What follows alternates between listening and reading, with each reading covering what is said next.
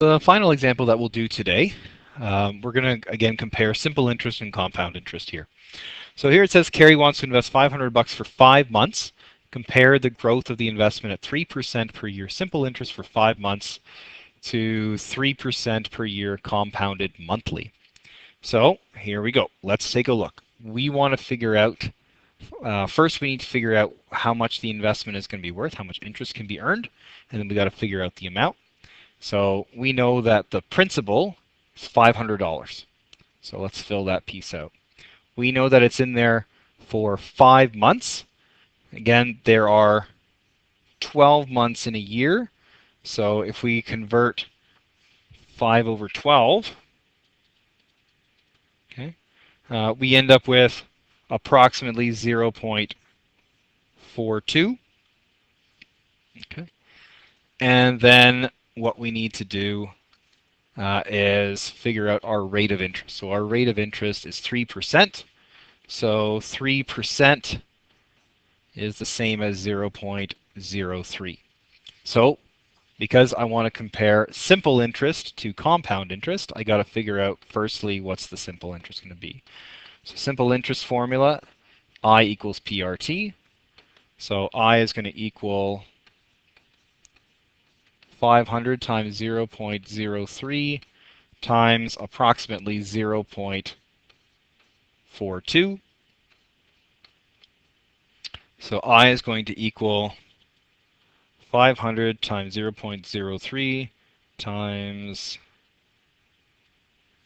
so I should get approximately $6.25. Okay. So then if I want to figure out the final amount that she'll have after those 5 months of investing her $500, I've got my final amount is equal to my principal plus my interest. My principal was $500.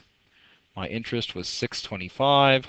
So the final value will be $506.25. Okay. So now I want to take a look at compounding this for 5 months instead. Okay. So at the end of the first month, or at the beginning rather of the first month, I started off with $500. The interest, again, the interest is going to be PRT. So my interest is going to be $500 times 0.03. Oops.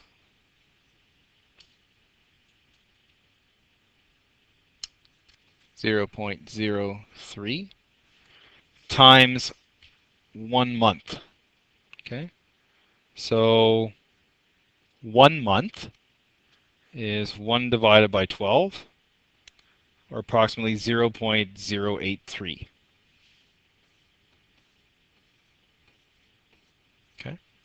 So what I'm going to do, I'm going to do 500 times 0.03 times 0.083. Okay.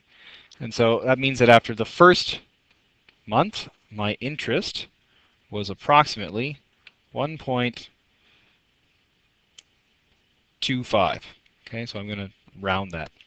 So my final amount, my principal plus my interest.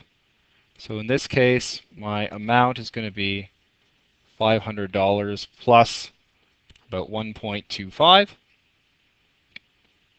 So my final amount will be $501.25. So then at the beginning of my second month, I'm going to start off with a value of $501.25. My interest is going to be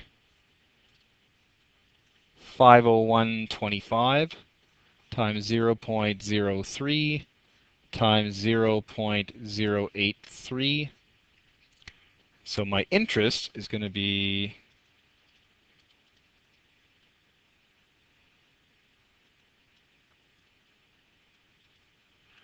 again approximately 1.25. Okay, so I'm going to add that together. So I've got 501.25 plus 1.25. So my final amount is going to be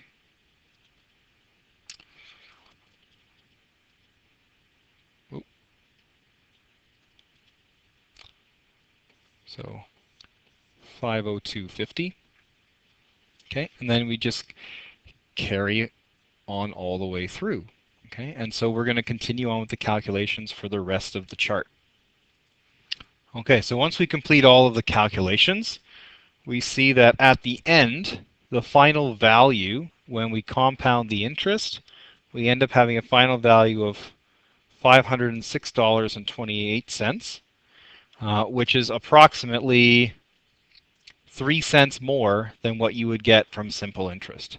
So again, the amount isn't necessarily the same, but it's important to note that you always tend to get, well, you always will get more interest using compound interest than simple interest if all other factors are still the same.